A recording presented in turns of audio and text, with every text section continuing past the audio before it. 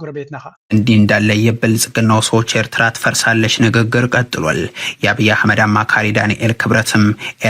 ኤርትራ የሆነችበት ምክንያት ይፈርሳል ሲሉ ተናግሯል። ኤርትራ የተፈጠረው እኛን ለመከልከል ነው የሚሉት እኒህ የአብይ አህመድ ሰው ከሶማሊያ እንኳን ባህር በር ይኑረን ብለን ብናገኝ መጀመሪያ የሚቃወመው ኤርትራ ነው ሲሉም ተደምጧል። ኤርትራ እንድትሆን ያደረጋት መነሻዋና ሌሎች ሀገራትም የተቀበሉት ኢትዮጵያ የባህር በር እንዳታገኝ ነው ሲሉም ነው ክስ ያቀረቡት። ኢትዮጵያ የባህር በር ስታገኝ ኤርትራ የሆነችበት ምክንያት ይፈርሳል። መነሻው ኤርትራ እንድትሆን ያደረጋት ሌሎቹም የተቀበሉት ኢትዮጵያ የባህር በር እንዳታገኝ ከም ትሪእዎ ዘለኹም እዚ ኮኦርዲኔት ዝኾነ መጥቃዕቲ ከርየኩም እየ። ምክንያቱ ፀላኢኻ እንታይ ዓይነት ስትራቴጂ ጥቀማሎ በናይ መንገዲዩ ክሃርመና ዝፍትን ዘሎ ኣስተውዒልና እንተሪኢና በብዝመስለና እውን በብዓቕምና እውን በብወገና ክንብድህ ንኽእል ኢና። እንታይ እዩ ኣብዚ ዝግበር ዘሎ ንኤርትራ ብኩሉ መንገዲ ንምውዳቃ ሰፊሕ ዝኾነ ብሓይሊ ከም ዘይክእሉ ፈሊጦም እዮም። ብቅልፅም ከም ዘይክእልዋ ንኤርትራ ኣረጋጊፆም እዮም። ኣብዚ ዲቤት የብልና። ምክንያቱ ቅድሚ 2 ወርሒ ቪድዮታት ናቶም እንታይ ነይሩ ንሰምዖ ዝነበርና ንኤርትራ ክንወራ ኢና፣ ድሮናት ኣለና፣ ዕላማታት ክንሃርም ኢና ዶ ጀንዕፍሪዶ ክቡታት ብሓይሊ ክግበር ዝኽእል መስሎም ነይሩ። ናው እታ ዘረባትያ መይታ ሕጂ ናብ ምንታይ ተመሊሳ ኣላ መስለኩም? ሕጂ ብፖለቲካ ክንቀትላ ኢና ብኢድ ኣዙር ልዕሊ ኩሉ ድማ ሓንቲ ብዙሕ ዝደግመዋ ዘለው ንኤርትራ ኣብ ነዊሕ ግዜ ከነዳኽማ ኢና ከምዚ ንሳቶም ነዊሕ ክቕፅሉ ዝኽእሉ ማለት እዩ። ከምዚ እተሓገሮም ክትፈርስ ቀሪባ ከምዘየላ ግን እንታይ እዩ ትፀሎቶም ናቶም ንሕና ብዝተኻለና መጠን እንተደይፈሪስና ኤርትራ ክትወጥቀልና ትኽእል እያ ዝብል ተስፋ ኣብ ሓንጎሎም ቦታ ሒዙሎ እቲ ስነ መጎት ናቶም ድማ ከምኡ እዩ። ሕጂ እንታይ ዝብል ዘሎ ኤርትራ ናፅነታ ብኩሉ መንገዲ እዩ ወላ ነቲ መግዛእታዊ ዶባት ዝበሃል ናይ ውዕል ኣልጀርስ ኣይንቕበሎን ኢና ዝብል ፅሑፋት የውፅኡ ኣለዉ። ውዕል ኣልጀርስ ኣብ ምንታይ ተመርኪሱ ተገይሩ ይብሉ ኣለዉ ኣብ ናይ እንታይ ካ ትብሎ ኮሎኒያል ባውንደሪስ መግዛእታዊ ዶባት ድማ ኣይንቕበሎን ኢና እዮም ዝብሉ ዘለዉ። ምክንያቱ ተገዲድና ኢና ዋላ ጥልያን የገድደና ነይሩ ስጥራይ ዘይኮነካ ሃይለ ስላሴ ድማ ኣብ ኣርባዕታት ኣብቲ ግዜ ፌደሬሽን ነቲ መግዛእታዊ ውዕላት ኢትዮጵያ ምስ ኤርትራ ዝገበረቶ ሰሪዘየ ኢሉ እዩ ይብሉ ኣለዉ። ኮንቪኒየንት ንዓታቶም ከም ዝጠብ ብዝኾነ ነቲ ዘረባ ኢንተርቴን ክገብርዎ ይኽእሉ። ነዚ ንሶም ዝደልይዎ ዘለዉ ነቲ ናይ ዞባ ጂኦፖለቲካ ዓብ ፅልዋ ከም ዘለዎ ድማ ይርድኦም ኣለዉ። ሓደ ካብኡ ዝብልዎ ዘለዉ ወይ እውን ዝብልዎ ዘለዉ ዘይኮነ ንዓታቶም ዓብ ብድሆ ክኾኖም ዝኽእል እዚኣ ሕጂ ንሰምዓ ኢና። ምክንያቱ ኢትዮጵያ ብዓቕማ ነቲ ጉዳይ ናይ ባሕሪ ክትፈትሖ ከምዘይትኽእል ተረዲዎም እዩ። ስለዚ እስራኤልን ኢማራትን እዮም ቶም ቀንዲ ናቶም ሃልይዎም ኣይሃልይዎም ተስፎም ኣብ እዩ። Meanwhile, in regional news, Israel's Leviathan partners have secured a crucial export deal with Egypt in what will be the largest gas deal in Israeli history. All the details in the following report by ILTV's Deborah Klein. Israel's NewMed Energy, formerly known as Delek Drilling, owned 45% stake at the Leviathan oil rig off of Israel's coastline. The Leviathan is one of the largest deepwater oil. ከም ትሪእዎ ዘለኹም እዚ ዝረአ ዘሎ ንሪኦ ዘለና ዜና ድማ እስራኤልን ግብፅን ናይ 35 ቢልዮን ዶላር ናይ ጋዝ ዲል ገይሮም ኣለዉ ይበሃል ኣሎ። ኣብ ቀረባ ሰዓታት ዝወፀ መግለፂ ናይ ቤንያሚን ነተንያሁ ናይ እስራኤል ድማ ከም ትሪእዎ ዘለኹም ኣብቲ ንእሽተይ ቪድዮ ጌርናልኩም ዘለና ብቋንቋ ናይ ተዓዶም እዩ ነቲ ውዑል ናይ ጋዝ ካብ እስራኤል ተበጊሱ ናብኦም ዝመፅእ ሬክቲፋይ ከም ዝገበሮ ወይ እውን ከም ዝወድኦ ዝገልፅ ሓበሬታ ከም ዘፅድቆ ዝገልፅ ሓበሬታ ወፂኡ ኣሎ። ስለዚ ጋዝ ካብ እስራኤል ናብ ግብፂ ዝመፅእ ክኸውን እዩ። ዋላ ግብፃውያንን ሚድያታት መልሲ ይህብሉ ኣለዉ። ስለዚ ኣብ መንጎ እስራኤልን ግብፅን ዶናልድ ትራምፕ ክገብሮ ዝፅዕር ዝነበረ ናብ ክውንነት ዝተቐየረ ኩነታት እዩ ዝበሃል ዘሎ። እዚ ድማ ክልትኤን ሃገራት ብዙሕ ዘሰሓበን ነገራት ኣሎ። እቲ መሰሓሓቢ ነገራት ካግ መብዛሕትኡ ግዜ ብምንታይ ኢኻ ትፈትሖ እዩ ዝበሃል ቁጠባዊ ምትእስሳር ምስ ትፈጥር ክልቴኻ ኣብ ናሕትሕትካ ሽርክነት እናዓበየ ክኸይድ ከሎ ዘለካ ፀገማት ናይ ምፍታሕ ክእለት እናዓበየ ይኸይድ እዩ ዝበሃል ዘሎ። ኣብዚ ሓደ ግብፃዊ ነዚ ጉዳይ እስራኤልን ኣሜሪካን ገይሮሞ እስራኤልን ግብፅን ገይሮሞ ዘለዉ ብኸመይ ገሊፅዎ ነይሩ? እቲ ቫልዩ ናይቲ ስምምዕ 35 ቢልዮን ናይ ኣሜሪካ ዶላር እዚ ዓብ ዲል እዩ ሜጋ ዲል እዩ ኦልሬዲ ብካልእ ክረአ ከሎ ላርጀስት ጋዝ ኤክስፖርት ዲል ኢን ኢስራኤልስ ሂስትሪ ኣብ ታሪክ ናይ እስራኤል እቲ ዝዓበየ ናይ ጋዝ ዲል ዝገበረቶ እዩ ዝኸውን ዘሎ። ፓርትነርስ መን እዮም ቶም ፓርትነርስ ናቶም? ኣሜሪካ ናይ ኣሜሪካ ካምፓኒ ሼቭሮን ከምኡ ድማ ናይ እስራኤሊ ፓርትነርስ ሶርስ ፕራይመሪ ሌቪቲያን ፊልድ ዝበሃል ማለት እዩ ካበይ ከም ዝብገስ ዴስቲኔሽን ኢጅፕት ያ ዳይሬክት ፓይፕላይን ስለዚ ብሻምብቆታት ወይ እውን ብመስኖ ገይሩ ካብ እስራኤል ናብ ግብፂ ዝመፅእ ማለት እዩ። بوغن إسرائيل انتاي بحالالو كولديت نتنياهو كولديت the largest gas deal in Israel's history highlights 50 بوغن إسرائيل أزيز بوغن بفلاي بغطا بعد ما بسنكتو كينات بزوح كسارتا تقاتي موم سلزلو كم عبنا غريز الرزلو بوغن إسرائيل بوغن قبت دما تاريخاوي بمبال ناي سكيورتي ناي كيلاتاتن ناي سكيورتي تاريخاوي ني سكيورتي كم دما نغطا بايم زلو زلو سترسد نتي ناي وشتي ناي ساعات ساقم زلو دما مفتاح عبقده كبركت كم زخل يزارب له مالتي جي نخلت يوم ببزح من قد يزرز بعض زلو ناي إسرائيل بوغن إسرائيلي منستر إلي كوهن بان تايلو اوكي إسرائيل سوري ناي انرجي منستر ناي جبت زبالو ريناتن هنا Egypt's position no official comment yet from Egypt's Minister of Petroleum بناي جبتي officially ملساي توابون على تمغنيات دما ناي جبتي president ناب أمريكا كخيس لزغونه دونالد ترامب نخلت يوم بعلو كم زودو غيرو دراما كفتر سلازخونه مالتي سلازي بهمو ايتزربلنا لو كونتكست زي دما ايجيبتس جبس اب كالب اب وشت عداون غاز رقيباني راي بحال نيرو كن اب وصيت كبصحي كالن سلازي ازي اگداس كون كم زخلي زنغر زلو بحفشا واي ايجيبت ريلايز اون اسرائيل جبس خ كاب حنت قند صلايتيا تبلا كمي غيرنا بوخت كتمركوس تگديدا داريلكا مجمريا جغرافيكاو قربت زين هاجرات غربابت هاجرات سلازخونا كاب زخونا عد كاب تمصو اصبيقو سلاز حسرلا كوست ادفانتج بلوك مالو سلازي LNG كاب كال هاجر بمراخب زمص ندادي ليكويفايد ناتشورال غاز بلو كابو 50% ديسكاونت لويون بواغا يغدل كومدما هارد كرنسي بريزرفيشنز لو امبورت كوست سلازي زي نجبت بكل منقدي تقم زلو مخانو زارب يبلون موداتا strategic implication يوم زبلو زلو زي إسرائيل انتايزي consolidates role as regional energy hub boost fiscal revenues and strengthens domestic energy security سلازي إسرائيل زي ناي energy power ناتا يرغاغص الله بتزوبا كمدما ناي وشتاكي لاندغت سددالا ገንዘባታ وترقبلو كمون security ناي energy تركب نجبتي حصور زخونه ساعات كتركبيا كمون بزت امامن منقد مغنيات ببايبلاين سلازمت but underscores the dependency risks and potential political sensitivities لذي تي ريسك ناتو دما باسرائيل كتقواصنا باسرائيل تصقع لها اسرائيل دما ابوليتيكا ناتكا زخونه صقم كغاطم كله تقواص ركات خليا ግን ግብፂ ዘለዎ ቁጠባዊ ፀገማት ንግዚኡ አይ ቲንክ ንዑ አማራጭ ዘለዎም ይመስለንን ስለዚ እዞም ክልቲኦም ሓይልታት ዝገብርዎ ዘሎ ዲል ንመን ይመርድእ حتى أنا ماني مرد تفلتوا يا خمسة ني أبي أحمد مرد زي معناته جبتن إسرائيل كتفانا نايز دلي أمونغوين هلخ كليز دل أبي مخصبناتو إسرائيل جبتن أجمعتهم من فتح عنده رخيدهم برجت ني أبي شجر كون كم زغل برجت إسرائيل كنت قد فتح خلي عين بلنا جن كم ريو كنتات زي نعتاتهم already كم مرد ريومو يزارب له بوغن جبتي ناب أمريكا أبز خدولو أبز حسب زلو ما رحناتهم يزاربوا زلو كن ريوس كابزي ሁሉንም የዲፕሎማሲ አቅጣጫዎች ተከትላ ሄዳ ነበር اعتمدت قولا واحدا على الصبر الاستراتيجي في التعامل مع اثيوبيا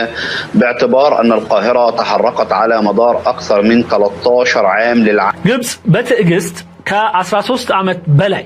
የዲፕሎማሲ የውይይት የድርድር አካሄድ منذ العام 2011 ከ2011 ጀምሮ የግብጽ የሀገር ማንነት ደካማነት መከሰት አይነት የተደረጉባቸው ጊዜያቶች ከ2011 ጀምሮ የነበሩ ጊዜ ነው ስለዚህ እንታይ እስከ ይብልሎ ኣብዚያ ቪዲዮ እዚያ ናይ በሓቂ ተገርምያ ካብ ኩለን ተንዝብልወን በቲ ናይ ወገን ኢትዮጵያ ክገልጽ ከሎ ግብፂ ኪኑ ዘረባ ትገብረ የብላን ስለዚ ሕጂ እውን ብዙሕ ብዛዕባ ግብፂ ክንጭነቕ የብልናን ዝኣመሰለ ዘረባ እዩ ዝዛረብ ብወገን እቲ ግብፃዊ ኮመንታሪ ክዛረብ ከሎ ድማ እንታይ ይብል መሲልኩም እዚ ዲጋ ጌርድ ዝበሃል ዘሎ ወይ ኣባይ ግድብ ዝበሃል መዓስ እዩ ተጀሚሩን ተሰሪሑን ንድሕሪልኩም ግብፂ ኣብ ታሪኻ ኣብ ዝሓለፈ 30 ዓመት ታሪኻ ኣብታ ዝደኸመት ሕማቅ ግዜ ኣብ ዝነበረትሉ ዓረብ ስፕሪንግ ኣብ 2011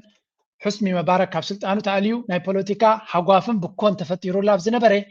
ድኹም ጎኒ ናይ ግብፂ ሪኦም እዮም ነቲ ዲጋ ሰሪሖሞ እዩ ዝብል እዚኣ ድማ ከም ዓባይ ፔን ፖይንት ከም ናይ ቃንዛ ምልክት ገይሩ ዝርያ ናው ብግምት ኣላረይዋ ኢትዮጵያ ኣብቲ ደኽመሉ ግዜ እንታይ ክገብሩ ይኽእሉ ግብፃውያን ድሕሪ ኢልካ ኢትዮጵያ ክትደክም ጥራይ ዘይኮነስ ኣብታ ዝደኽመታ ግዜ ትዛዕበየ ውሳነ ናቶም ክወስዱ ትርኺት ኣለዎ this is a very important ንዓታቶም ኣብታ ናትና ሽግርን ፀገምናን ኣብ ግዜ ስግርና ንዓና ንሓዋሩ መፍትሒ ክንረኽበሉ ዘይንኽእል ብጎረሮና ዝሕዘና ስጉምቲ ወሲዶም ኢትዮጵያ ስለዚ ንሳቶም ኣብ ዝደኽምሉ ናቶም ሽግር ናቶም ቃንዛ ናቶም ዕግርግር ድማ ንሕና ኣብ ረብሓና ከነውዕሎ ኣለና እያ ትብልታ ስነ መጎት ስለዚ ከመይ ኤርትራዊ ኮይንካ ክትሪኦ ከለኻ ናይ ግብፂ ይኹን ናይ ኢትዮጵያ ክልቲኦም ናቶም ረብሓ ዘለዎም ሃገራት እዮም ኤርትራዊ ኮይንካ ክትሪኦ ከለኻ ከም ኤርትራዊ ዜጋ በክም ኣለኹ እንታይ ኢና ንርኢ ንሕና እዚአን ክልቲአን ሃገራት ምሳሓሓበን ንዓና ቤላ እዩ ንዓና ቤላ ነገር እዩ ብዙሕ ቃል ዓለም ዘድልዮ ኣይኮነን ንሕና ይኮና ነቲ ፀገም መባእስ እዮም ናቹራል ዝኾነ ፀገም ኣለዎ እዚ ፀገም እዚ ድማ ኤርትራዊ ክረብሓሉ እዩ ዘለዎ ሕጂ ግዳ ሓቂ ከም ንሪኦ ዘለና ኤርትራ ምስ ኢትዮጵያ ኣብ ምፍጣጥ ስለ ዘላ እምበር ንሓዋሩ እንታይ ካ ክትገብር ዘለካ ምስ ክልቲኦም ዝምድና ኢኻ ክትገብር ዘለካ ኣነ ናተይ ርእቶ ምስ ክልቲኦም ዝምድና ገይሩ እቲ ፖለቲካ እንታይ እዩ ምስ ክልቲኦም ግን ናይ ሓደ ፀግዕተኛ ኣይትኸውን ኢኻ ዋይ ንክልቲኦም እናቀጣቐጥካዮም ኢኻ ትበልዕ ንክልቲኦም ተራስኖም ካብ ክልቲኦም ትረብሕ ማለት እዩ እዚ እቲ ገይም ናይ ቱርክ ክትክተል ኣለካ ቱርክ ከም እናገበረ እዩ ዝነብር እዚ ኤርዶዋን ተሪእኻዮም ናይ ኤውሮፓን ናይ ራሽያን ምስ ክልቲኦም ይሰርሕ ምስ ኔቶ ምስ ኣሜሪካ ይሰርሕ ምስ ራሽያ ድማ ይነግድ እገዳ ናይ ኣሜሪካን ናይ ኤውሮፓን ኣብ ራሽያ ኣይቅበሎን እየ ይብል ስለዚ ኣብ ዓለም ከምኡ እዩ ኣሚን ኢማራት ዘይትርእይዎ ምስ መን ትሰርሕ ኣላ ምስ ኩሎም ዋላ ስዑድያ ምስ ራሽያ ይሰርሕሎ ምስ ቻይና ይሰርሕሎ ምስ ስዑድያ ምስ ኣሜሪካ ድማ ይሰርሕሎ ምስ ኤውሮፓ ድማ ይሰርሕሎ ምስ ኩላቶም ኢኻ ክትረብሕ ዘለካ ብፍላይ ድማ ድፋጠጡ ሓይልታት ክልተ ማዕር ሓይልታት ድፋጠጡ እንተኮይኖም ወይ እውን ተመጣጣኒ ሓይሊ ዘለዎም እሞ ዘሰሓቦም ነገር እንተሎ ስኻ ድማ ኣብ መንጎ ክልቲኦም ረብሓ ንዓኻ ክጥቀሙልካ ዝደልዩ ኮይኖም ክትጥቀመሎም እዩ ዘለካ ስኩዝ ክትገብሮም ኣለካ ነዚ ትኽእሎ ጎረቤትና ጅቡቲ ጥራይ እያ ጅቡቲ ስኩዝ ምግባር እንታይ ገይራ ለንቀነ ጥራይ ሪኢኹሞ ዶ I'm really sorry እዚ ግን we have to speak it clearly and loudly ኣብዚ ኣርቲክል ናቶም ፖስት ገይሮማ ዘለዎ ከሪእኩም ኢትዮጵያውያን ብዛዕባና ዝዛረብዎ ዘለዎ ኤርትራ ኣብዚ እዋን እዚ ብሰንኪ እዚ ዘሎ ኩነታት ዓብዪ ጂኦፖለቲካዊ ምንቅስቃስ ወይ እውን ኣላያንስ ምስ ሱዳን ምስ ግብፂ ምስ ስዑድ ዓረብ ክትገብር ትፍትና ኣላ ይብሉ ኣለዉ what they are not talking ዘይዛረብዎ ዘለዉ ዓቢ ጉዳይ ናይ ባሕሪ ኢሉ ካብ ዝጅምር ዓቢ ምንቅስቃስ ዝገበረ ሃገር ኣብ ጎረቤትና መን ትፈልጡ ዶ ጅቡቲ እዩ ምስ ስዑድያ ናይ 30 ዓመት ዲል ገይሩ ምስ ግብፂ ናይ ሚልዮናት ዶላር ዲል ገይሩ ዋይ ኢትዮጵያ ስቃት ስለ ትፈጥረሉ ዘላ እቲ ኢትዮጵያ ዝተሓሰመቶ ዕድላት ቀጥታ ናበይ ሸይጦሞ ናበይ ኣሰጋጊሮሞ ሓደ ናብ ስዑድያ ሓደ ድማ ናብ ግብፂ and this is how እቲ game ናይ ረብሓ ጥራይ ስለ ዝኾነ ጅቡቲ ናሽናል ሴኩሪቲ ፀገም ገለመለ I don't think ናተሳተምኩም ዘለዎ ምክንያቱ ብዓብዩ ኣሜሪካን ቻይናን ኣለዎ ስለዚ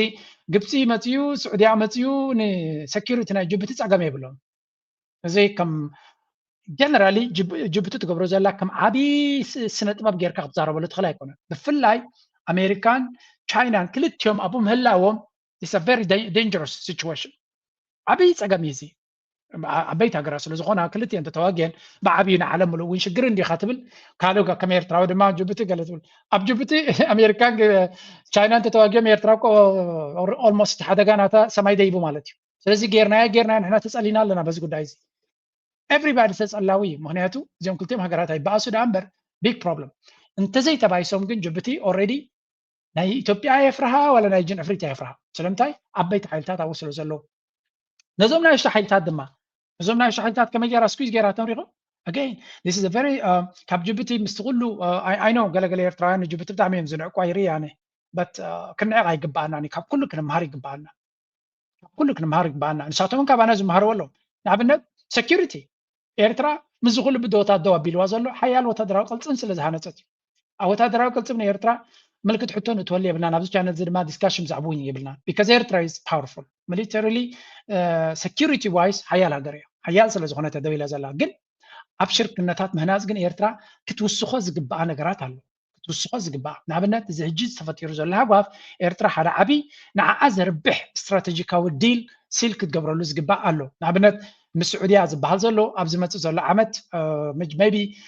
ወርሒ 3 ኣቢሉ ናይ ናሽናል ሴኩሪቲ ሓላፍናቶም ሓደ ኣገዳሲ ልኡኽ ናብ ኤርትራ ከኣቱ ምዃኑ እዩ ዝንገር ዘሎ ባት ኣብዚኣ ኣርቲክል ሶም ፅሕፍዎ ዘለዉ ስዑድያ ሞር ኢንቨስትመንት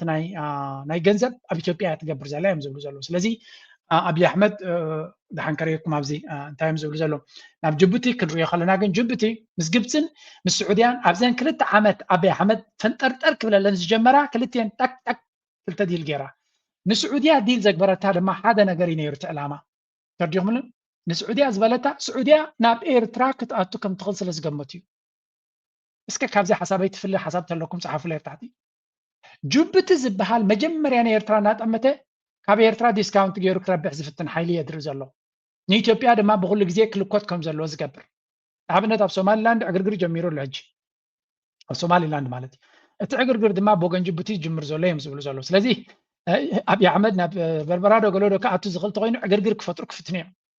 من البعد كندو عقم لهم دي بلهم كالارسيجن أف سوماليلاند instability ترايلو في اللاي بوغن جيبوتي زلو سنخ ثم عليتا توزلو مستي منغستي مچم أبكالك زي كم سألكم إيه ناو أبزي أرتيكل صحيفة مزلو انتريهم نيرترا تايمز بلو زلو إيرتراس ديبلوماتيك تور ناي بريزنت سياس قبرو زلو بعبي يوم زارو بلو زلو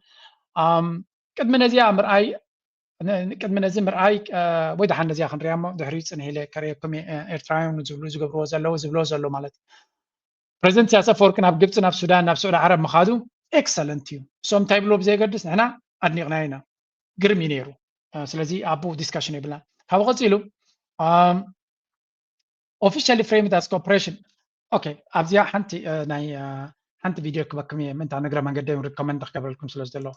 اسمع زملكا يبنصر አይፍለጥን ህዝብ ውን መንታይ ዘይግለጽ ዝብሉውን ዘጋታት ወሕዳት ኣይኮኑን ስለዚ እዚ ብተስፋ ዝነብር ዘሎ ህዝቢ ክፈልጥ ኣይግብኦን ድዩ ዝብል ሕቶ ኣሎ ርግጽ እዩ እዚ ሕቶ እዚ መንግስቲ ኤርትራ ዝምልከት እዩ ግን ከም ኩሉ መዳዊ ኣፍልጦ ዘለካ ወይ ከምዚ ኢንፎርም ዝበሃል ዜጋ ናካሪቶ ምስማዕ ቁም ነገር ኣለዎ ኣቶ ላዛር يعني اللي تولس التي بغض على تلوز لها قمت من قمنا من عبلين نقول له بحاتي نقول له حني زين أيلومي مجشة نتسيلك كابتك الموز نبر مجشاتات نتسيلك زر نقدر يكونن مهنياتو الموز نبر مجشاتات زيادة جلوس النت وسيئتن من بعد عيون زيادة جلوس النت زنبرون يرزون كذا تخيل خون مهنياتو نتاعي نيرو أبتي قدام يركبان منجس السعودية العرب أب حرشة ديليت كم زلوا أما معدنات بتشبه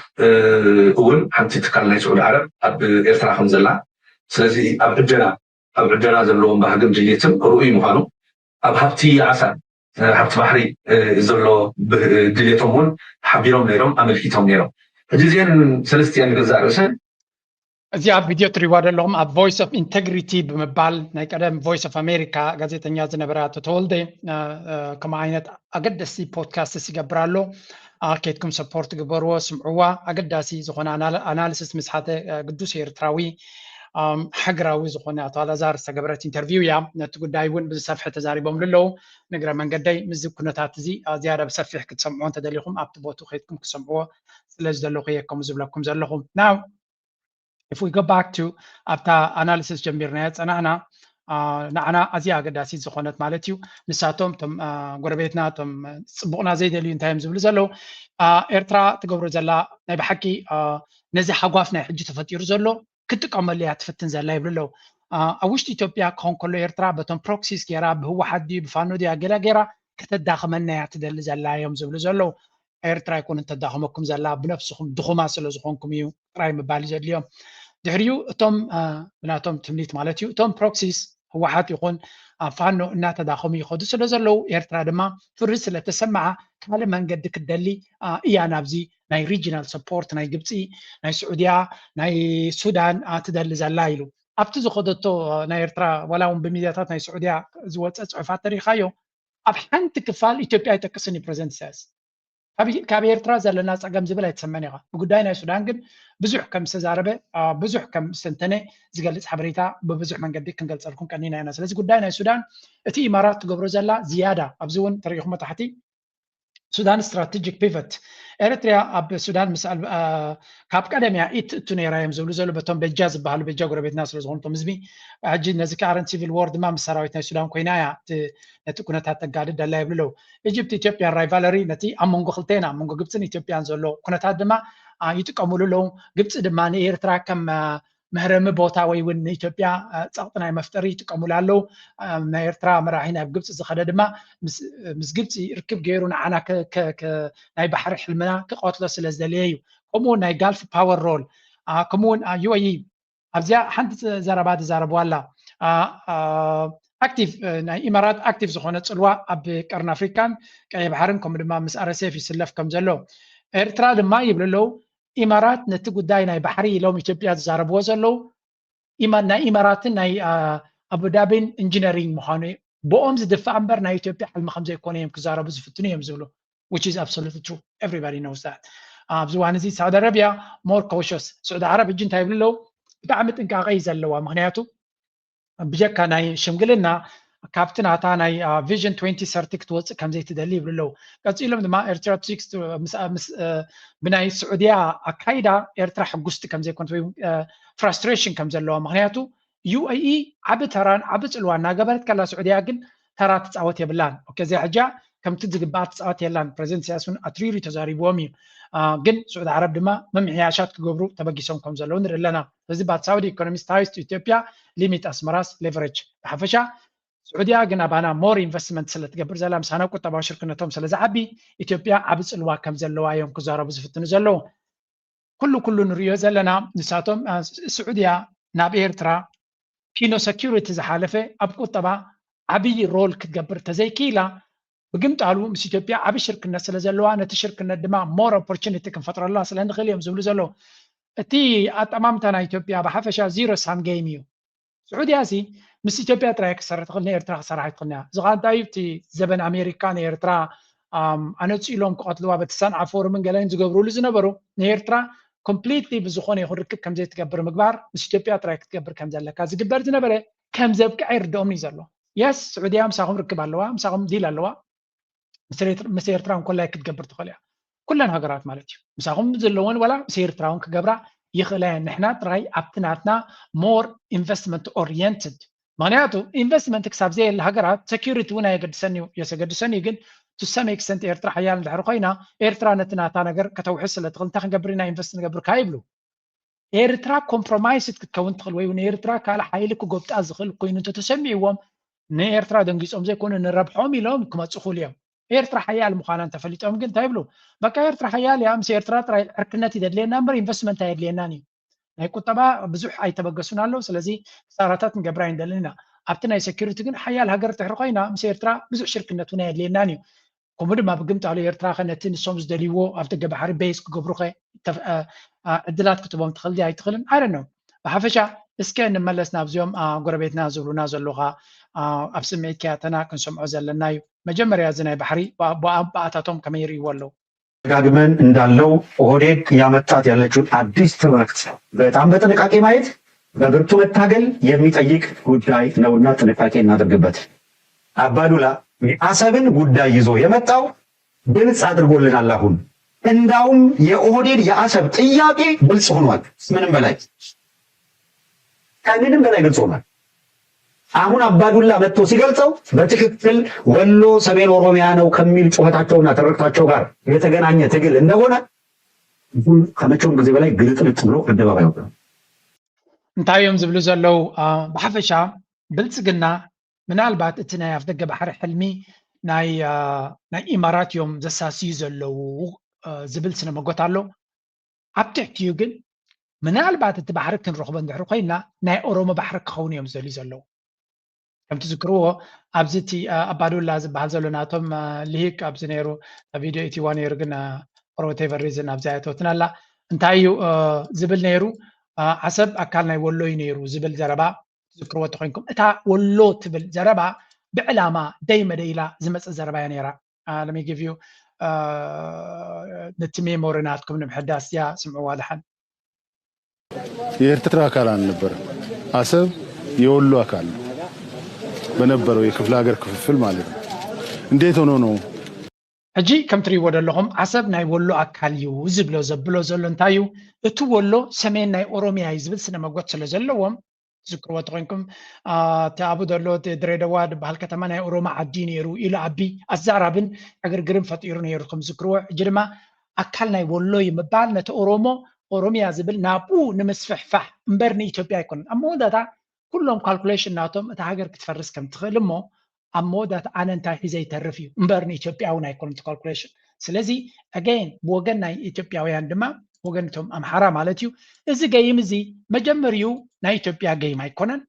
ንረብሓ ኢትዮጵያ ዝበሃል ዘሎ ይኮነን ዝናይ ኣብ ደገ ባሕሪ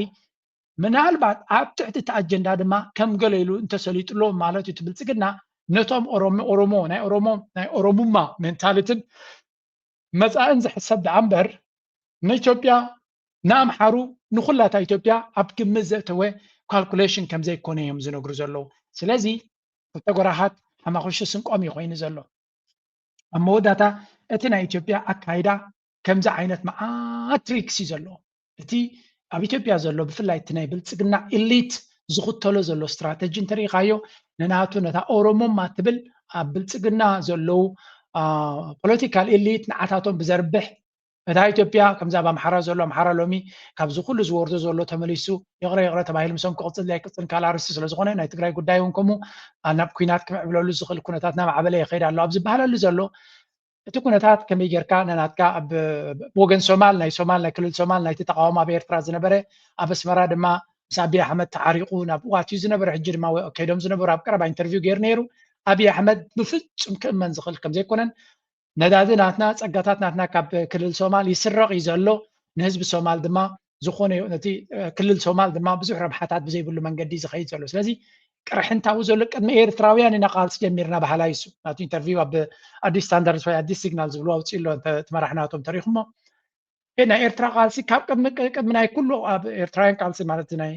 ሱሳታት ዝጀመረ ብረታዊ ቃልሲ ናትና ማለት እዩ ቅድሚዮም ኢና ጀሚርና ንሕና ቃልሲ ናትና ንሕና ነቲ ናይ ኢትዮጵያ ስቴት ነዊሕ ዓመታት ዝተቃለስና ኢና ስቲል ድሌታትናን ረብሓናን ተተግበረን እዩ ዝብል ብዝኾነ ኣብቲ ናይ መወዳእታ ኣብዚ እቶም ቀረብትና ዝነበሩ ዝብሉ ካስምዕዎ ደሳለኝ ወደ አንተ ልምጣና በመንግስታት ደረጃ የማይገመቱና ይደረጋሉ ተብሎ የማይጠበቁ ጉዳዮችን እየፈጸመ ይገኛል። ለምሳሌ በፎቶሾፕ ወይም ፎቶ ማስተካከል በሚችል ቴክኖሎጂ በመጠቀም ኤዲት በማድረግ ገጽታ ግንባታውን እየሰራ ነውና እኚህን ጉዳዮች እንዴት ተመለከትካቸው? ለማታለል ይመስለኛል የፎቶሾፑ ግን ደካማ ፎቶሾፕ ነው። ነውም አይደለ እውነት ለመናገር 30 ምናምን ዓመት ሀገር ተቀብለ ሉዓላዊ ነን ብለህ ብዙዎች እንደማፍሰሰ ከተረከብክ በኋላ ምንጣፍ እንኳን ንጹህ ምንጣፍ ሳይኖር ሲቀር አንድ መብራሪያ አውሮፕላን ሳይኖር ሲቀር ሌላው ቀርቶ ስትሄድ ያስከውን ነገር ሜንቴን ማድረግ ሳትችል ሲቀር መጠገን ሳይቻል ሲቀር በራስ ኢትዮጵያ በኩል ብታይ ቴክኖሎጂ ምናልባት ትዝክርዎ እንተኮይንኩም እዚ ሓደ ካብቶም ኢትዮጵያውያን ኣብ ኤርትራ ኣብ ቦታ ተዋሂብዎ ላይቭ ስትሪም ቪድዮ ክገብር ዕድል ተፈጢሩሉ ዝነበረ እዩ እቲ ክሕደት ኣብ ልዕሊ ኤርትራ ኣብ ኩሉ ዳይሬክሽን ምስ ምዃኑ ኣይደኖ እቲ ኣብ ኤርትራ ፖለቲካዊ ኤሊት ናትና ወይ መርሕነት ናትና ምናልባት ነቲ ፖለቲካ ጥራይ ኣይኮነን ተራ ኤርትራውያን እውን ኣብ ልብና ኣበርቲዕና ክንሓስብ ከም ዘለና ብዙሕ ቻለንጅ ይመፀና ዘሎ ምክንያቱ ኣሚንካ ዘርአኻዮ ገዛኻ ሓንቲ ናይ ዓረብ ምስሊ ኣላ መስታይ ትብል መሲልኩም ሓደ ሰብ ኣብ ገዝኡ እንተዓዲምካ ኢሎም ኣብ ገዝኡ እንድሕር ዓዲምካ ሓደ ሰብ ንሻሂ ወይ ንቡን ተዓዲምካ ንስኻ ግን ኣብታ ፍንጃል ወይ እውን ኣብታ ቢያቲ ዝነበረ ረስሓቲ ጥምቲ ኮይንካ እቲ ዝዓደመካ ኣይኮነን ሓጢኣተኛ ንስኻ ኢኻ ናይ ሰይጣን ኣእምሮ ዘለካ ይብሉ ስለምንታይ ንሱ ልቡ ከፊቱ ዓዲምካ ንስኻ ግን ረሳሕ ኣእምሮ ስለ ዘለካ ነቲ ቅንዕና ናይ ልቡ ገዲፍካ ነቲ ተንኮል ናትካ ትዛረብ ኣለኻ ብዝኾነ ምዚኣቶም ዝኸይድ ኣይኮነን እቲ ጥልመት ኩነታት እንታይ ዝብል ዘሎ ኤርትራ ኣብ ባይታ ብዙሕ ለውጢ ቁጠባ ክትገብር ስለዘይከኣለት ብፎቶሾፕን ብቴክኖሎጂን ኣማሓይሻ ከተማታታን ገፅ ናይ ኩነታታን ክትቅይር እያ ትፍትን ዘላ እዮም ዝብሉ ፎቶሾፕ ልዕልና ዝጥቀሙ ንሳቶም እዮም ሓቂ ንምዝራብ ግን ከም ትሪእዎ ዘለኹም እቲ ኣገዳሲ ነገር እንታይ እዩ ኤርትራ ኣሚና ኣብ ደገያ ከፊታ ዝሃበቶም ክንዲ ምንታይ ነቲ ናትና ኩነታት ኣታክ ኣብ ምግባር እዚ ሰብ እዚ ኣብ ሶሻል ሚድያ እውን ኣነ እኳ ኣብቲ ግዜታ ኣብ ፖለቲክስ ስለዘይነበርኩ ኣይከታተሎን ነይረ ግን ኤርትራውያን ብዙሕ ዘዕበይዎ ከም ዝኾኑ እዩ ዝንገር ስለዚ ኣብ ኩሉ ደረጃ ኤርትራ ተካሒዳ እዚኣቶም ኣብ ኩሉ ደረጃ ብፍላይቶም ንዑ ትድግፉ ዝነበርኩም ዝያዳ ትፈልጥዎ ኢኹም መስለኒ ኩላቶም ቶም ኣብ ጎኒ ኤርትራ ኮይኖም ዘጣቅዑ ዝነበሩ ሎሚ ንኤርትራቶም ቀንዲ ዝወቅዋን ዝሓስይዋን ንሳቶም እዮም ኣብዘን ዝሓለፋ 5 ዓመታት ቁሩብ ትለይ ካትራመን ማርቻ ፔድን ስለ ዝረኣዩ ኣብ ርእስና ክሸኑ እዮም ደልዮም ዘለው ኣይሆፕ ነዚኣቶም ኤርትራ ብካልእ ገፃ على جسنا معبالي نريلو جزي أي رحك أنا خوني ليه يحممني أنا حكاش قال لي هم يسمعكم كم هم تقولون أنا قلني سمعني زياتهم كورا زيلنا خلو سمعني 3 ታሪካዊ ጠላቶች አሉን። 1 ታሪካዊ ጠላቶቻችን በቀጥታ አይመጡም። 2 ታሪካዊ ጠላቶቻችን የሚመጡት በውክልና ጦርነት ነው። 3 ለውክልና የሚፈልጉት የራሳችንን ኃይል ባንዳ አድርገው ነው። 4 ባንዳዎቹን በፋይናንስ በሚዲያ በትጥቅ ያደራጃሉ። 4 ያ ብቻ ሳይሆን የሚጠቀሙት ስትራቴጂ በውስጣችን ያለውን ድህነታችንን፣ አብዛሃነታችንን፣ የሃይማኖት ልዩነታችንን፣ ኋላ ቀርነታችንን ይጠቀማሉ። 5 كم تريوا زلهم فلسفنا ياتيوم تانيشتي هاجر أو حدا سومن كن عليها ينازبل زنبرت مخانا بيعطلومي بكا أمرري ماتيوم زلو أجي أتمرر متهاوم زحقو سناي كونان سلمتاي حزبي موبيلايزيشن يمزتقمولو زلو تاي مالتيو تاريخاويان صلاتنا حدا بذكر يوخلهم بزو غزي تاريخاو صلاتنا بقطر حدا بقطر 3 سنابليم زاربو تا قند تحممهم زلا سانتا مسيلكم ኤርትራ ወይ ውን ግብጽ ብዝደፍኦ ዘሎ ይኮኑን ዝርመሱ ዘለዉ እንታይ ዳ ኣብ ውሽጢ ዓዶም ጀንዊን ዝኾነ ናቶም መሰረታዊ ሕቶ ዘለዎምን ቃልስናቶም ድማ መሰረት ዘለዎ ናይ ወለዶታት ዘይተመለሰ ሕቶ ኣለና ዝብል ህዝቢ ህዝቢ ኣምሓራ ማለት እዩ ካብኡ ተበጊሱ ዝዋጎም ዘሎ ናው ንገለገለ ኣብ ቀረባ ዘሎ መንእሰይ ማለት እዩ ኣሽኪዕካ ኣንጻር ኤርትራ ሞቢላይዝ ክትገብረ ትኽእል ኢኻ እዚ ዝጥቀመሉ ዘሎ ዘረባ መን ኣበርቲዑ ክጥቀመሉ መኻለ ትብሉ ቶም ተኸተልቲ ኣብዚ ቻነል ዘለኹም መብዛሕትና ትመልሲ ቀሊል እዩ ታሪኻዊ ፀላኢ ክንብል ንኽእል ኤርትራውያን ኢና ሓመድ ድፋ ጫና ዝሰተና በቲ ናቶም ኣካይዳ በቲ ናይ 4 ኪሎ ፊሎሶፍን ስትራቴጂን ኣካይዳን ዓብ ዋጋ ዝኸፈለት ኤርትራ እያ ታሪኻዊ ፀላኢ ኢላ ክትዛረብ ሙሉእ መሰል ዘለዋ ግን ስለምንታይ ኤርትራ ከምኡ ኣይትብል ምክንያቱ ኤርትራ ታሪኻዊ ፀላኢ ኢላ እንተተዛሪባ ነታ ኤርትራ ዝብለቶ ቃል ህዝቦም ንምልዓል ክጥቀሙላ ስለ ዝኽእሉ እዩ እቲ ኣብ 4 ኪሎ ዘሎ ከምኡ ኢሉ እዩ ዝዛረብ ሰምዖ ዶ የለኹም ከም ፀላኢ ዝቆፀረካ ንፀላኢ ድማ ክስዕሮ ጥራይ ዘለካ ዝብል ፕሮፓጋንዳ መግበሪ ክጠቕሞ ስለ ዝኽእል እዩ ትም ዝበሃል ዘሎ ግን ሓንቲ ንህዝቢ ኤርትራ ብዙሕ ግዜ ክሰምዓ ዝደሊ ኣብቲ ናይ 4 ኪሎ ዘሎ ብዙሓት ኤርትራውያን ኣብ ቻነለይ ትፅሕፍዎ ከምኡ ንሪኦ ኣብ ቻት እውን ትፅሕፍዎ ኢኹም መልሲ ክቦ ስለ ዘይደሊ ምክንያቱ ኣነ እውን ስለ ዘይፈልጦት መልሲ ኤርትራ ንሓዋሩ ኣብ ኢትዮጵያ እንታይ ትናታ ስትራቴጂካዊ መርገፂ እዚ ኣገዳሲ ሕቶ እዩ ንዓና ኤርትራስ እንታይ እዩ እቲ ስትራቴጂካዊ ዕላማ ናታ ናበይ ገፃ እያ ክትከይድ ምስ ኢትዮጵያ ዘለዋ ነዚኣ ዋላ እውን ኤርትራ ፎሬን ፖሊሲ ናታ ብፅሑፍ ስለ ዘይወፀ ወይ እውን ኣብ ዝኾነ ቦታ ሃልዩ ተሎ ኮይኑ ፀሓፉለይ ሰደልኩም ይደለ ቅድሚ ኩናት ናይ ትግራይ ኤርትራ ስትራቴጂካዊ ኣጠቃምታ ናታ ብመንገዲ ፖለቲካዊ ናይ ህግደፍ ፖለቲካዊ ሓላፊ ዝነበረ መንግስቲ ሰማይ ዋርሶ ይግና ኣላሚን ስዕድ ኢትዮጵያ ኤርትራ ንኸይትፈርስ ዋጋ ክትከፍል ንኽእል ኢና ምክንያቱ ናይ ዞባዊ ርግኣት ስለ ዘገድሰና ከምኡ ፕሬዚደንት ኢሳያስ ጎረቤትካ እናነደደ ከሎ ንስኻ ብሰላም ክትነብር ኣይትኽእልካ ዝብል ዘረባ ስለዚ ንኢትዮጵያ ንምድሓን ዋጋ ንክኽፈል ድልውነት ኣሎ ድዩ የለን ብናተይ መርገፂ ርድኡ እዩ ኢትዮጵያ ሻሕ ትበል ዝግድሰኒ ይኮንኩናኒ ሻሕ ትበል ኢትዮጵያ ንዓይ ንኢትዮጵያ ንምድሓን ፅፍራይ ኣይቆርፅን እየ እዮም ዝብሉ ገሊኦም ተዛረብቲ ኢትዮጵያ ንክትድሕን እንታይ ትድሕን ንኢትዮጵያውያን እዩ ዝምልከት ንኤርትራ ቢዝነስ ናታ ኣይኮነን ረዲኹም ኣለኹም ኤርትራ ከም ሚድያ ኢትዮጵያ ክትፈርስ ክንሰርሕ ኢና ይንብልኒ ኢና ኢትዮጵያ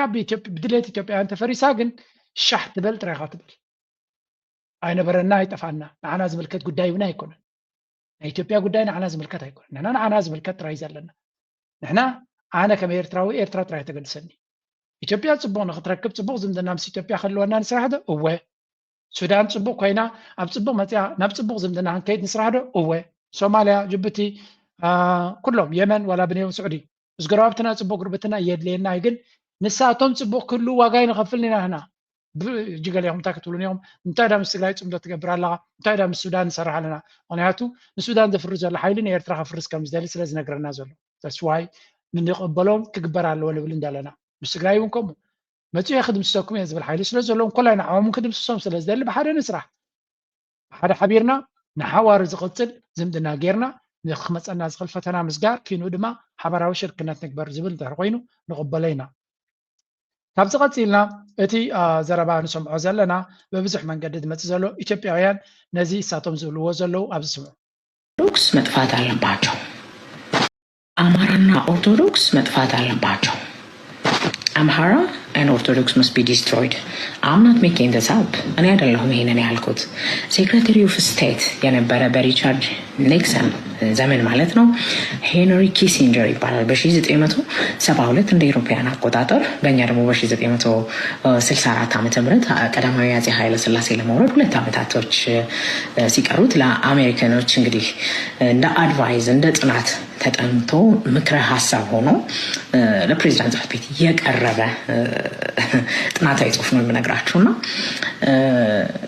በአጠቃላይ ኢትዮጵያን ማንበርከክ ወይም እንደሚፈልጉት አድርገው ለራሳቸው ጥቅም እንድትሰጥ አድርገው ለመያዝ የሚጠቅሟቸውን 4 ፖይንቶች ሄንሪ ኪሲንጀር አቅርበው ሄንሪ ኪሲንጀር ማለት ሓደ ካብቶም ርእሲ ናይ ፎሬን ፖሊሲ ናይ አሜሪካ ምዃኑ ዝንገረሉ እዩ። ኣብ ብዙሓት ሃገራት ኩሉ ትክፋእ ወላ እውን እዚ ክሳብ ሕጂ ዝድፋኣሉ ስትራቴጂ ናቱ ህንደሳ ከም ዘለዎ እዚ ነገር ኣብ ኢትዮጵያ ድማ ብናቱ ፅሑፍ መሰረት ታይሉ ኢትዮጵያ ኮንትሮል ንክትገብር ኣምሓራን ኦርቶዶክስን ክዳኸሙ ክኽእሉሎም ተተኻይሉ ድማ ክጠፍኡ ክኽእሉ ኣለዎም ዝብል ፊሎሶፊ እዩ። እስከ ንሽን ስማዕያ እዚ ድማ ኣብይ ኣሕመድ ገለ ካብቶም ብቐረባ ዝረኸቦም እዚ ናይ ሄንሪ ኪሲንጀር ፖሊሲታት ዝደፉ ሓይልታት ከም በዓል ጆርጅ ሶሮስ ዝበሃሉ ምዃኖም እዩ። ወላ እውን ንመለስ ኣብዚ ኣምሓራ ብዝሰፍሐ መልክዕ እዮም ዝኸስዎ ነበረ። ከነዚህ ውስጥ በጣም የሚገርመኝ አንዱ ማለት ብዙዎቹን እንሰማቸዋለን እቲ ግዜ ከይወሰና ኣብ ካልእ ግዜ ከምፃልኩም ንእሽተይ ጥራይ ክሰማሙ ልጆች ይወሰናሉ ወይም ደግሞ ፈጽሞ አይወልዱም። እንዲህ ከሆነ ፖፑሌሽናቸውን እንቆጣጠረዋለን። ሪሶርስ 10 ልጅ 15 ልጅ መውለዳቸውን ያቆሙና በጣም በጥቂት ልጆች ይወሰናሉ ወይም ደግሞ ፈጽሞ አይወልዱም። እጂ ሓንቲ ካብቲ ህዝቢ ኣምሓራ ንኸይባዛሕ ኩሉ ዓይነት መንገዲ ብዙሓት ንኢህአደግ ከምኡውን ነቲ ናይ ቲፒኤልኤፍ ስርዓት ኣምሓሩ በዚ ነጥቢ ይኸስዎ እዮም። ሕጂ ድማ ወላ ኣብቲ ናይ ኦሮሞ መፅናዕቲ ከም ዝወፀ እውን ተመሳሳሊ ህዝቢ ኣምሓራ ንኸይባዛሕ ኩሉ ነገር ብጥሜትን ብውግን ብቀውስን ብሽግርን ብዓፀቦን ፅቡቅ ጌርና ከነጨናንቆ ኣለና እቲ ህዝቢ ከይባዛሕ ክዳኸም ኣለዎ ዝብል ፊሎሶፊ ይቕፅል ከም ዘሎ እዮም ዝነግሩ።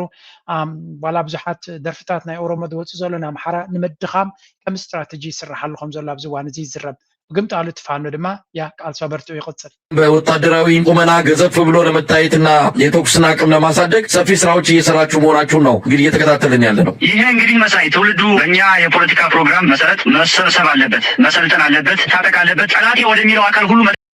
ፋኖ ድማ ብዝከኣሎ ነቲ ኩነታት ይቃለስ እዩ ዘሎ። ብዙሕ ፀገማትን ብድሆታትን ኣለዎ። ግን they really want ኣብዚ እዋን እዚ እቲ ካምፔን ናይ ብልፅግና ፋኖ ይዳኸም ከም ዘሎን ይሰዓር ከም ዘሎን ይወድቕ ከም ዘሎን እዮም ክዛረቡ ፈቲኖም ዘለው። ባይ ዘ ወይ እንታይ ዝበሃል ዘረባ ኣሎ። እቲ ኣብ ባህረ ዳር እዚ ሰብ እዚ ትዝክርዎ ተኮይንኩም ከታሓዘልኩም እንታን ጊዜ በኋላ ይህንን የአማራን ኮዝ የመጥለፍ ስራ ነው የተሰራው። ውጭ ባሉ በዲያስፖራ አካባቢ ላይ በተቀመጡ የሻቢያ ወኪሎች በኩል ከፍተኛ ገንዘብ እየተላከ የፋኖ መሪዎች የሚባሉትን የመጥለፍ የመያዝ ስራ ተሰራ። በሀገር ውስጥ ደግሞ ከቲፒኤልኤፍ ጋር ግንኙነት በማድረግ በአካል በመገኘት ጭምር እዚያ ከም ትሪእዋ ዘለኹም እዚ እቲ ኢዱ ሂቡ ዘሎ ናይ ፋኖ ተባሂሉ ናይ ሰላም ዲል ተገይሩ ተባሂሉ ድራማ ዝገብርሉ ዝነበሩ እዩ። ዓብ ፕላትፎርም ተባሂብዎ ተነስነስ እዮም ዝብልዎ ዘለው። ክልቲኡ ክልተ ነቲ ናይ ፋኖ ቃልሲ ብርሑቕ ሻዕብያ መንግስቲ ኤርትራ ብዙሕ ከም ዝድግፎ ንሻዕብያ ግዳይ ምግባር ኣብ ውሽጢ ኢትዮጵያ ድማ ንህወሓት ክልተ ኣገደስቲ ዕላማታት ካርሞም ዝደልዩ ነቲ ኣጀንዳቲ ይሰርሕሉ ኣለዉ ማለት እዩ። ብካልእ እዚ ሰብ እዚ እንታይ እታ ምዚ ሰብ እዚ ዝገበርዋ ዲል ኣብይ ኣሕመድ ንብዙሕ እዩ ተጠቂምላ። ሓንቲ ኣብ ኢትዮጵያ ምስ ፋኖ ተዓሪቀ ብምባል ነቶም ኣብ ደገ ዝቃወሙ ዝነበሩ ሓይልታት ፖለቲካውያን ግዝያዊ ወረቐት ናይ ኣሜሪካ ወሲዶም ዝነበሩ ፖለቲካዊ ወረቐት ወሲዶም ዝነበሩ ወረቐቶም ክስረዝ ንክኽእል እዩ ተጠቂምላ። እታ ድራማ ኣብ ባህረ ዳር ተዓዛቢ ናይ ኢጋድን ናይ ሕብረት ኣፍሪቃን ተሳቲፎምሉ ዝነበሩ ዓብይ ፖለቲካዊ ኣጀንዳ እዩ ነይሩ። እሱ ዓብይ ፖለቲካዊ ኣጀንዳ ንኣሜሪካ ሰላም መፅኡ እዩ ዝብል፣ ንአይኤምኤፍ ሰላም መፅኡ እዩ፣ ንወርልድ ባንክ ሰላም መፅኡ፣ ንቻይና ሰላም መፅኡ ኢልካ ዓብይ ሸቐጥ ንምግባር ተገበረላ ዓባይ ድራማ እያ ነይራ። እዚ ድማ ትቐንዲ ተዋሳኣይ ናታ ዝነበረ እዩ። ስለዚ ከም ትሪእዎ ዘለኹም ብኩሉ መንገዲ እቲ ገይም ናብ ኤርትራ ዘቕንዐ ዝያዳ ግን ነቲ ቃልሲ ህዝቢ ኣምሓራ ንምድኻም ዝግበር ዘሎ ምዃኑ እዩ ዝንገር ዘሎ። ኣብ ኩለን ዘረባታቱ ድማ ንኤርትራ ከም ግዳይ ጌርካ ንምእታው ብኩሉ መንገዲ ዝፅዕር ዘሎ ናው በዚያ ዚያ ገይሮም ነቶም ብፖለቲካ ተቃወምቲ ናይ ኣብ ዝነበሩ ኣብ ደገ ኤርትራ ክትቀበሎም እያ ስለዝበለት ዝግበር ዘሎ ድራማ ድማ ስሙ ይገርም ይማዓት ኢኻ ትሰምዕ ለመቀበል ዝግጁ ነኝ ስትል ገልጻለች። ኢትዮጵያኖች ለመቀበል ዝግጁ ነኝ ስትል ገልጻለች። ከአሜሪካ ወደ ኤሪትሪያ ሄዶ መኖር ይቻላል የተባለ ነው። ኤርትራ የራሷን ዜጎችን በምን ደረጃ ነው ያዘችው? ለሌላው ቦታ አስጣል ውስጥ ምን አንድምታ አለው? የዚህ መልእክት ጀርባ ምን እውነት አለው ብለውን ጉዳይ በጥልቀት እናያለን። እስከ ዝግጅታችን ፍጻሜ ከኛ ጋር ሁኑ። እንደተለመደ ውይይታችን ለሌሎች ከደረጀ ይመር ጋራ ከእናንተ ጋር ቆይታ እናደርጋለን። አቢ አንድ የሆነ ድራማ እየተሰራ ያለ ነገር ይመስላል። እስቲ ትንሽ ለአድማጭ ተመልካቾቻችን ሙሉ ሲሉ እንዲይዙና በደንብ የተከታተሉ እንዲሄዱ ወደ ኋላ መለስ ብዬ ነጥቦችን ላንሳ። ባለፈ ኤርትራ ናይ እቶም ተቃወምቲ ፖለቲከኛታት ናይ ኢትዮጵያ ተቀበል ምባላ ከም ሓደ ዓብይ ድራማ መስርሕዮም ክጥቀምሉ ዝደልዩ ዘለዉ ሕሪቅዎም ኣሎ ብርግፅ ምክንያቱ መፅኦም መፃወቲ መላገፂ ናቶም ክኾኑ እዮም ዝደልይዎም ነይሮም ኤርትራ ድማ ንከምኡ ከተፍቅድ ኣይትኽእልን ጥራይ ዘይኮነሲ ድሕሪ ንከምኡ ተፍቅድ ኮይንካ ዝኾነ ይኹን ኣላያንስ ወላ እውን እቲ ፅምዶ ኢሉ ዘሎ ኣብ ትግራይ እውን ኣሚኑ ምሳኻ ክፀምድ ኣይክእልኒ ምክንያቱ ኣብ ግዜ ሽግሩ ሴፍ ሄቨን ክትቦ ዘይትኽእል ተኮይንካ እዚ ፖለቲካዊ ንቡር ፀወታ እዩ ንቡር ኣካይዳ ናይ ፖለቲካ እዩ ስለዚ ንሓደ ስርዓት ዝቃወሙ ዘለው ኣሜሪካውን ዶናልድ ትራምፕ ስለዝኾነ ብዛዕባ ፖለቲካ ብዛዕባ ሂወት ኣፍሪካውያን ስለዘይግደስ እምበር ዝግበር ኣይኮነን እዚ ሓፈሻ ግን ኣብ ንኤርትራ ንተቃወምትናታ ኣብ ኣዲስ ኣበባ ኣስፊራ ቤት ፅሕፈታት ሂባ ወታደራዊ ስልጠና ንክገብሩ ትገብር ዘላ እንድሕር ኮይና ነቶም ንዓቢ ዝቃወሙ ዘለው ኤርትራ ከምኡ ተመሳሳሊ ዕድላት ንክትገብር ሓደ ፍሉይ ነገር ኣይኮነን ካልእ ብዛዕባ ናይ ኤርትራ ናብ ስዑድያ ዝኸዶ ኣመና ይሕሚምዎም ዘሎ ስለዚ ኤርትራ ምስ ስዑድያ ዝገበረቶ ዝምድና ድማ ብምንታይ ይሕምሞም መሲልኩም ኤርትራ ምስ ኢራን ክትዛመድ እሞ ንእስራኤልን ንኢማራትን ፖለቲካ ገይሮም ምስ ኣሜሪካ ዘሎ ርክባት ገለ ተጠቂሞም ኩሉ ናብ ኤርትራ እገዳ ንኸውርዱ ዝሓሰብዎ ስለ ዝሞቶም እዩ መራ ይሕሚማቶም እዚኣ ኤርትራ ምስ ስዑድያ ምስ ግብፂ ትገብሮ ዘላ ዲል ካብ ግብፅን ካብ ስዑድያን ዝመፅእ ሓገዝ ኣይኮነን ቀንዲ ዝሕዝኖም ዘሎ ሰብ እንታይ ዳ ድራማ ምስ ኣሜሪካ ከም ቅድሚ ሕጂ ምስ ንኣልሸባብ ትሕግዛላ ዶ ገለ ዶ ተባሂሉ ድራማ ኣብ ልዕሊ ኤርትራ እገዳን ዕፅዋን ክመፅእ ዝኻኣለ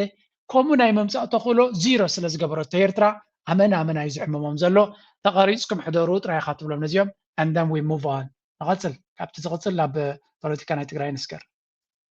ቀድማ ሚኒስትር አቶ ጌታቸው ረዳ መቀለ ክምለስ እዩ ኣብ ዝተባሃሉ ፕሬዚደንት ግዝያዊ ምምሕዳር ጀነራል ታደሰ ወረደ ድማ ልኡኹ ውሓት ሒዙ ኣዲስ ኣበባ ተጓዒዘሎም ፕሬዚደንት ታደሰ ወረደ ናብ ኣዲስ ኣበባ ተጓዒዘሎም ኣብ ወሰንቲ ጉዳያት ንምዝታይ ተባሂሎም ውሓት ሕጋዊ ሰውነቱ ከይተመለሰ ግዛእታዊ ሓድነትን ተመዛበልትን ወገናት ትግራይ ናብ ንቡር ከይተመለሱም ትግራይ ብቁጠባን ማሕበራዊ ንጥፈታት ድማ እገዳታት ነቢሩ ተባሂሉ መንግስቲ ፌደራል ኣብ ዝኽሰሰሉ ዘለዋን እዮም ብኣቶ ጌታቸው ረዳ ዝምራሕ ስምረት ድማ ብመሰረት ውሳነ ሃገራዊ ቦርድ መረፃ ኢትዮጵያ መረፃ 2018 ስምምዕነት ፕሪቶሪያ ብቁልጡፍ ብምትግባር ኣብ ትግራይ ውድ መረፃ ክካየድ ከም ዘሎ ቅዋም ገሊፆም ውሓት ሕጋዊ ሰውነቱ ከይተመለሰ ኣብ ትግራይ መረፃ ከም ዘይካየድ ዝገልጽ ዘሎ ኮይኖም ካብ ውሓት ወፃኢ መቐለ ዘለዎ ሓይልታት ፖለቲካ ትግራይ ድማ ስምምዕነት ፕሪቶሪያ ብምሉእነት ክትግበር ግዛእታዊ ሓድነትን ተመዛበልትን ከምኡን ስደተኛታት ትግራይ ናብ ንቡር ህይወቶም ብምምላስ ቀዳምነት ዝወሃቦም ጉዳያት ክኾኑ ከም ዘሎም እናገለጻ ይርከባ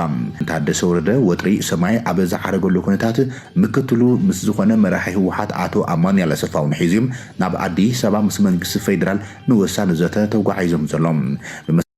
መቸም ናይ ትግራይ ጉዳይ ከም ትፈልጥዎ ብዙሕ ነገራት ስለ ዘለዎ እስከ ንእሽተይ ንስማዕ ንትግራይ የፅኒሕካ ንኣምሓራ ዘሎ ህውከት ንምጭፍላቅ ወይ ኣምሓራ ዘሎ ህዝባዊ ዓመፅ ቃልሲ ንምጭፍላቅ እንተኮይኑ ትርጉም የብሉን ብካልእ ባህላታይ ማለት እዩ ናብ ትግራይ ከይወርር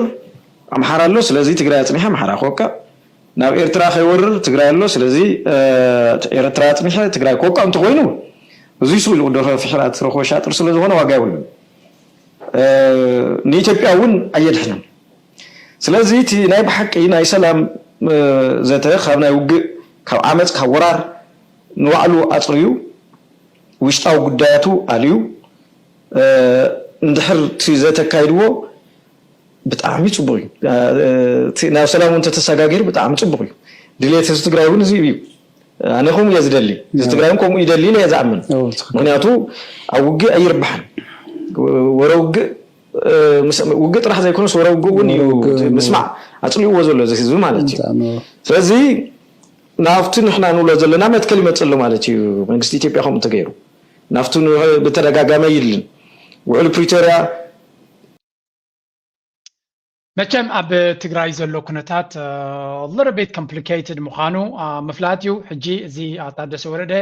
አዲስ አበባ ከይድሎ አዲስ አበባ መምስከደ ትግበር ድራማታት ድማ ኣሎ ኣብዝ ሓለፈ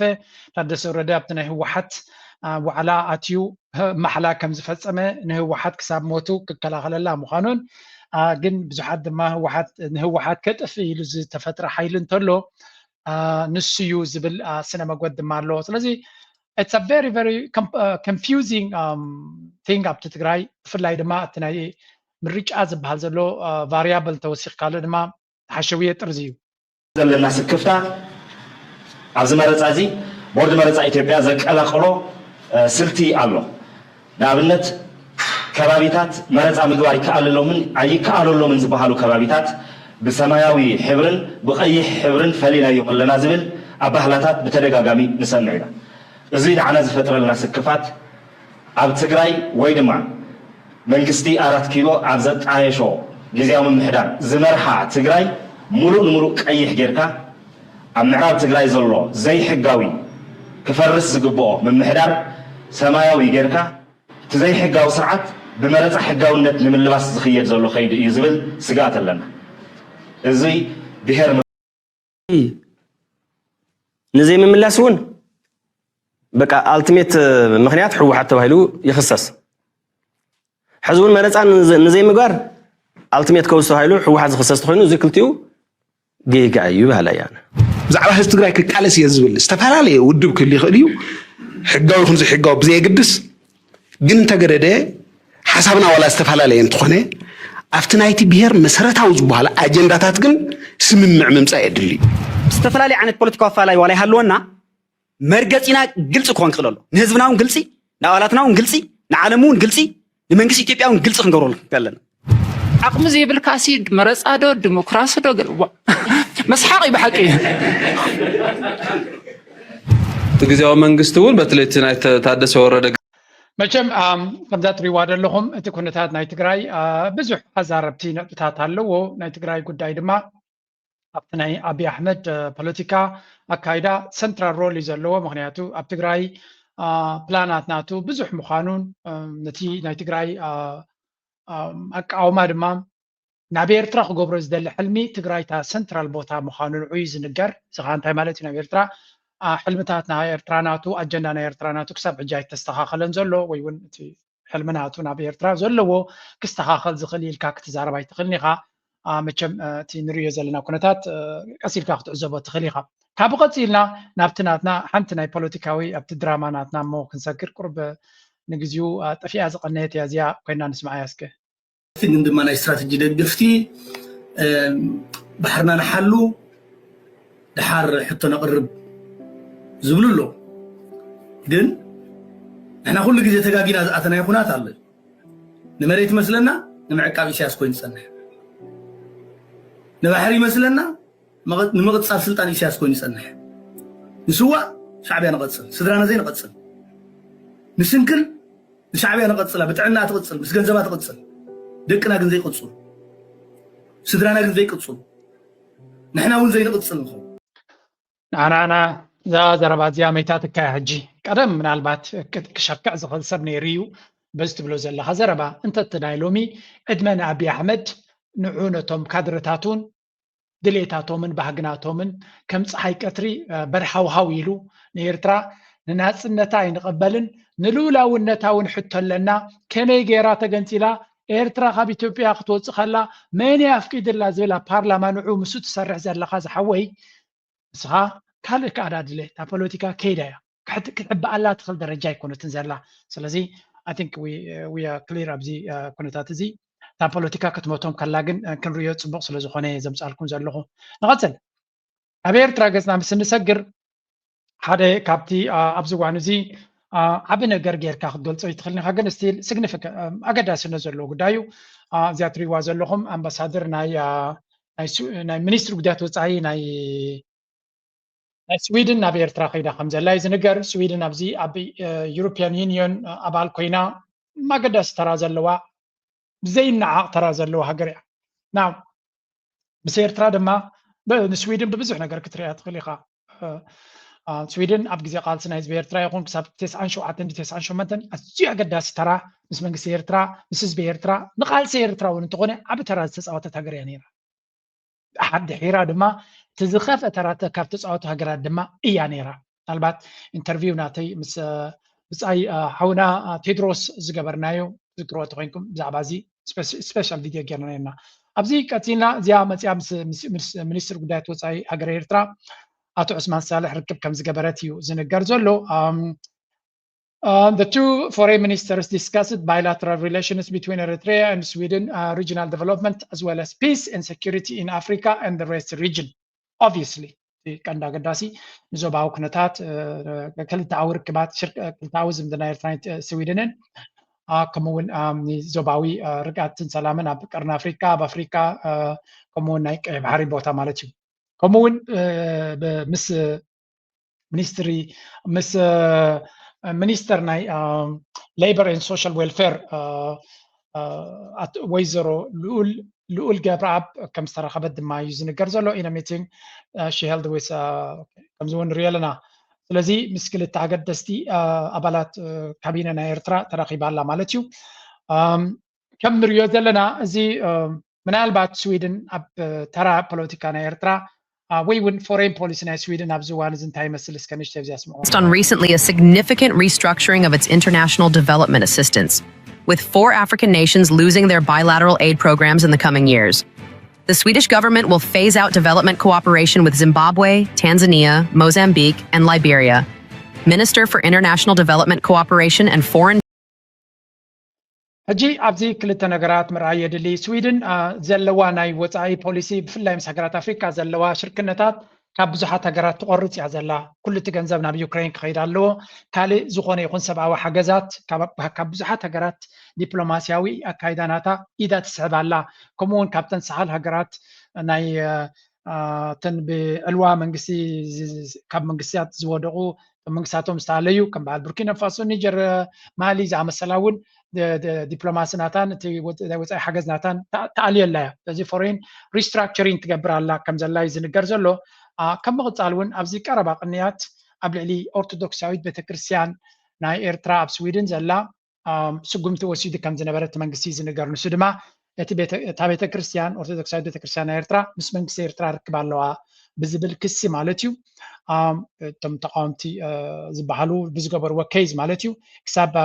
85,000 ሓገዝ ንቤተክርስትያን ዝውሃብ ዝነበረ ንሱ ጠጠው ከብልዎ ከም ዝመረፁ ዝገልፅ ሓበሬታ ኢና ንርኢ ዘለና ስለዚ ኣካል ናይዚ ኩሉ ሕማቕ ነገራት እናተገበረ ከሎ ናብ ኤርትራ ዲፕሎማሲ ክግበር ዝተፈተነ ንምንታይ ኮን ይኸውን ዝብል መጀመርያ በዚያ ኣርእስቲ እዚኣ ኢና ብቐረባ ከነተሓሕዞ ንኽእል ስዊድን ሓደ ነገር ንሳቶም ምስ ኤርትራ ዘሎ ብቐረባ ዝከታተልዎ ነገር እንተነይሩ እዚ ጉዳይ ናይ ሱራት ዝነበረ በኤርትራ ብዘይ ፍርዲ ዝተኣሰሩ 10,000 ሰባት ብዘይ ቅድመ ኩነት ክፍትሑ ፀዊዑ 993 ከም ንዝክሮ ኣብ ዝሓለፈ ኤርትራ 2-3 ግዜ ሱራት ከም ዝፈትሐት እሞ ብብዙሓት ሃገራት ድማ ብዙሓት ሃገራት ተስፋ ዘንበርብሉ መድረክ ተፈጢሩ ከም ዘለዎን ኣብዚ ጉዳይ ናይ ስራትን ወይ ጉዳይ ፖለቲካ ናይ ኤርትራ ድማ ሓንቲ ካብቲ ብዙሕ ድፍኢት ትገብር ሃገር ስዊድን ከም ምዃና መጠን ንዑ ነቲ ጉዳይ እቲ ነዚ ኤርትራ ተበጊሳቶ ዘላ ፅቡቅ ተበግሶ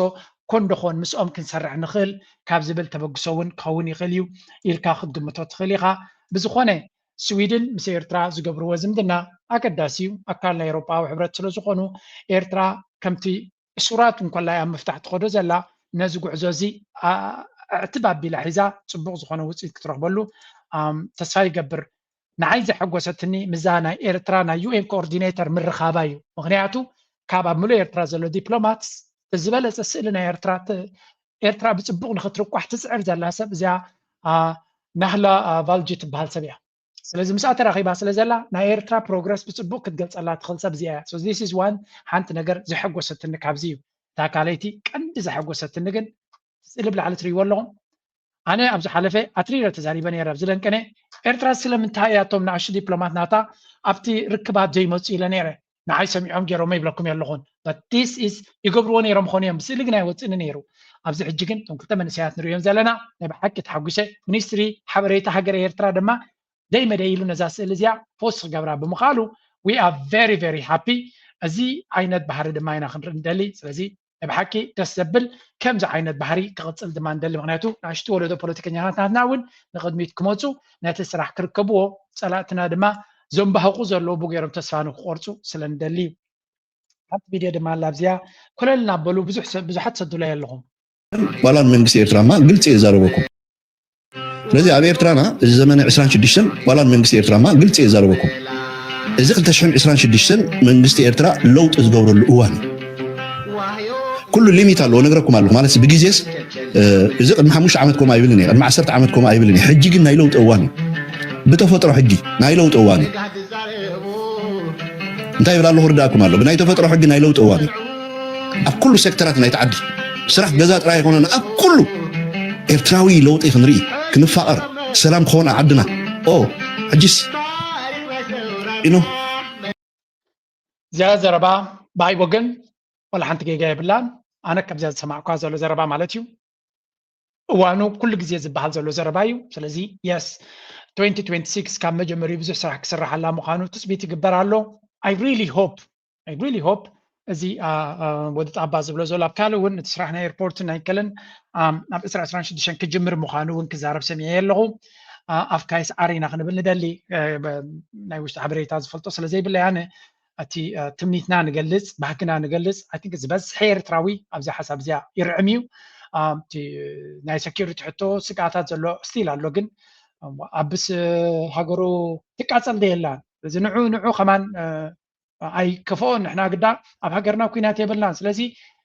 إرترا ماس تسرح كجمرة لنا جدا سرح كجمرة لزخل نايلم عات روي زخون سرحات كرعي لزخل عمت نكخون نمنى تتمنى خا إخا تركب نمنى نبجس نسعر نابلكو نايلو معرستي كودك فتني كم وترو دقفكمن حقسكمن أي توقارتو نابلكو نايلو مارستي مزا ترفزي أخ كتفكمي ناجخي حجرنا جخي كم رحاله ألنا بونخي أجخي ناجخي حجرنا جخي أي ترى ألنا بونخي أجخي